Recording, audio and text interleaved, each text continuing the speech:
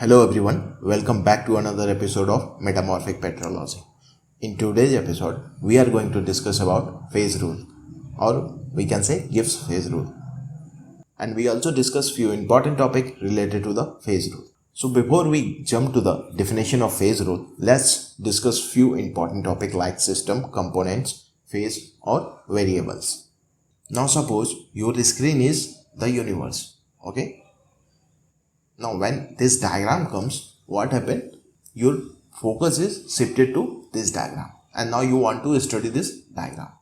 So this whole process is known as a system. So basically system is the portion of a universe that you want to study. Now system can be of three types: open system, closed system and isolated system. And now this type of system depend upon the how this system transfer the energy and masses, or we can say matter, to its surrounding or within itself. So in open system it can transfer energy as well as matter or mass within itself or with the surroundings. Okay. In closed system it will transfer only energy, and in isolated system it will neither transfer energy nor masses, or we can say matter. So now in this diagram you can clearly see that there is ice, water and steam.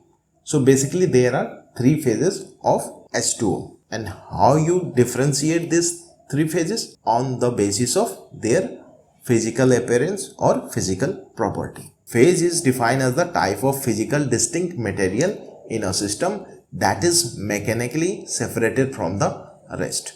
So in this diagram you can mechanically separate ice with water and water with steam. It may be a mineral, a liquid, a gas or an amorphous solid. Now as we previously defined the phases, now we will define the component. So for this system how many component is there? अभी क्या है, ये जो तीनों phase हैं ये किससे बने हुए हैं? H2O से. So basically H2O is the component for this system. Component is the minimum number of chemical species required to completely define the system and all its phases, right? तो वो जो minimum number of chemical species होगा, इस case में क्या होगा? H2O. तो यहाँ पे हम H को अलग और O को अलग नहीं करेंगे, दो नहीं बोलेंगे, क्योंकि ये H2O एक साथ कंबाइंड हुआ है तभी जाके वो तीन फेजेस बनाते हैं, आइस, वाटर और स्टीम का. H और O को अलग करेंगे तो ये तीन फेजेस नहीं बनते. इन फेजेस को बनाने के लिए minimum requirement of chemical species कितनी है? वो है H2O की. तो यहाँ पे कितने आपके कंपोनेंट है? एक कंपोनेंट है, वो क्या है? H2O. ओके. अभी देखो किसी मिनरल का एग्जांपल ले, जैसे कि प्लेजियोक्लेस का आप एग्जांपल लो. तो प्लेजियोक्लेस क्या होता है? It is a group of mineral, okay, जिसमें कि एनॉर्थाइड से लेके एल्वाइड तक होते हैं. तो ये सारे क्या हैं आपके? These are the component. और प्लेजियोक्लेस क्या होगा? ये एक पर्टिकुलर फेज ऑफ मिनरल है. तो ये प्लेजियोक्लेस है, ये क्या हो गया? फेज है.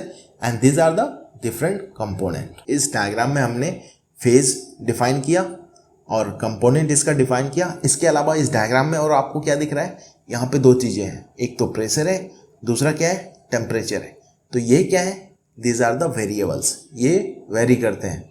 वेरिएबल्स क्या होते हैं? दो तरह के होते हैं. एक तो एक्सटेंसिव वेरिएबल होता है, दूसरा इंटेंसिव वेरिएबल होता है. तो extensive variables are depend on the quantity of material in the system.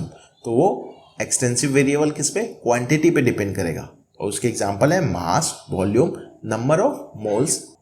Now the intensive variables, it does not depend upon the size of the system or properties of the substance that compose of a system. तो ना तो ये size of the system पे depend करेगा, ना जिस substance से वो सिस्टम बना है उसके प्रॉपर्टीज पे डिपेंड करेगा. तो उसके एग्जांपल क्या होते हैं? Pressure, temperature, density etcetera. If we divide extensive variable with extensive variable, then it become intensive variable. For example, if we divide by mass by volume, it become density, and density is intensive variable. तो इस जो phase diagram में हम बात कर रहे हैं, तो यहाँ पे दो वेरिएबल्स हैं, वो है intensive variable, that is temperature and pressure. Now let's talk about the phase rule. Okay, ये काफ़ी इंपॉर्टेंट टॉपिक है. ये बेसिक चीज़ें हैं जो आगे जाके ना काफ़ी सारे कॉन्सेप्ट में यूज़ होने वाले हैं। तो जब भी आप डेफिनेशन लिखो इसका तो ये ज़रूर मेंशन करना कि फेज रूल देखो और भी होते हैं। तो यहाँ हम किसके बारे में बात कर रहे हैं, गिब्स फेज रूल के बारे में कर रहे हैं। तो it is given by the Gibbs in 1928। Okay, and what is that? If we define the number of degree of freedom of a system as the minimum number of intensive variable that need to specify to completely define the state of a system at equilibrium। तो basically इसको आसान शब्दों में समझे तो वो क्या होगा कि इक्विलिब्रियम कंडीशन पे किसी सिस्टम का हम अगर number of degree of freedom को डिफाइन करते हैं as the minimum number of intensive variable, जो कि उस सिस्टम को स्पेसिफाई करता है और कंप्लीटली डिफाइन करता है उसके स्टेट को, तो वो बताता है हमें गिब्स फेज रूल। अगेन मैं रिपीट कर रहा हूँ कि इक्विलिब्रियम कंडीशन पे अगर हम किसी सिस्टम का number of degree of freedom define करते हैं as the minimum number of intensive variable, तो वो जो नंबर होगा वो डिफाइन करेगा, स्पेसिफाई करेगा उस सिस्टम के स्टेट को। सिंपल है।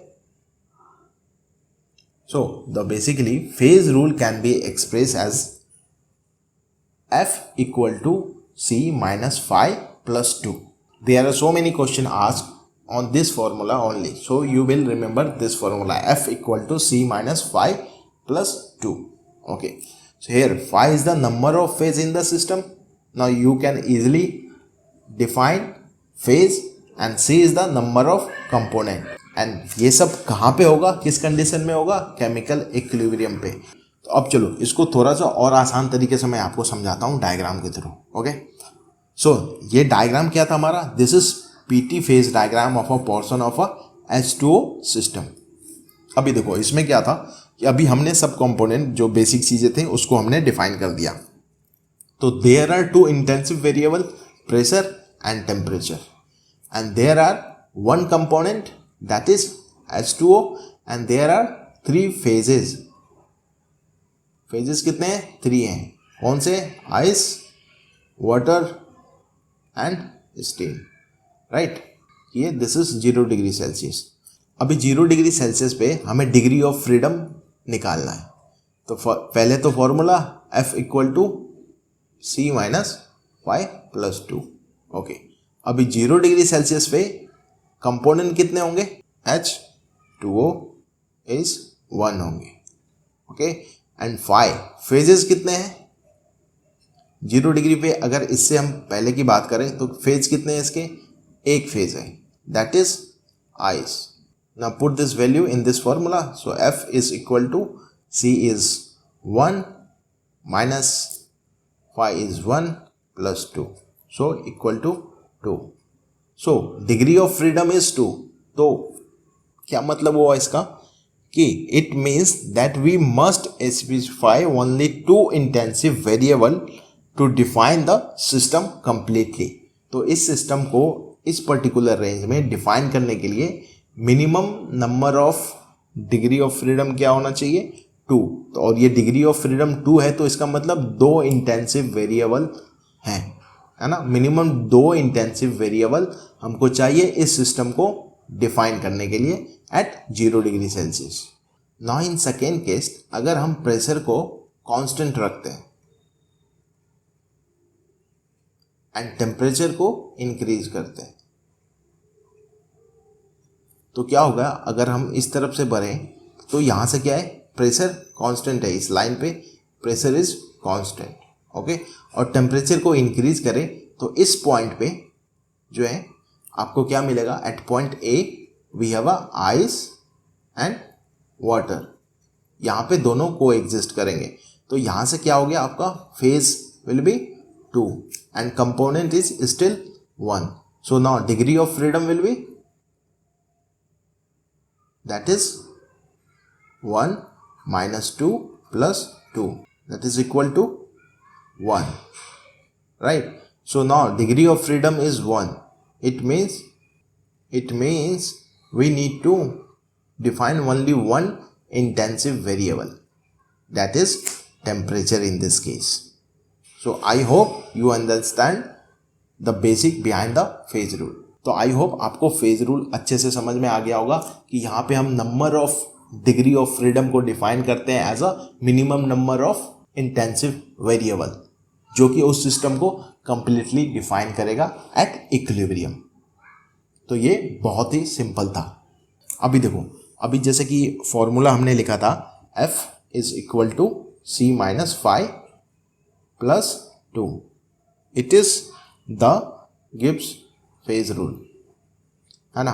अगर यही formula F is equal to C minus 5 plus 2 is equal to और ग्रेटर देन 2 हो जाएगा, तो इसी को क्या बोलते हैं हम, gold Smith mineralogical phase rule.